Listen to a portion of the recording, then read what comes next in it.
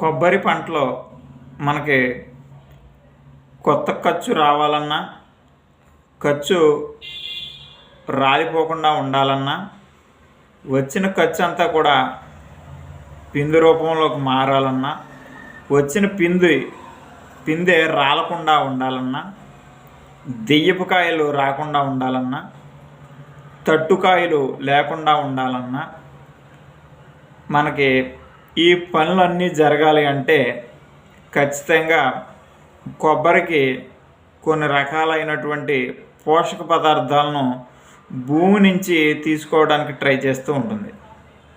కాబట్టి రైతు సోదరులు గమనించాలి, కొబ్బరికి కావలసినటువంటి మొత్తం పోషక పదార్థాలన్నీ కలిపి మనం ఒక కిట్ రూపంలో తయారు చేయడం జరిగింది.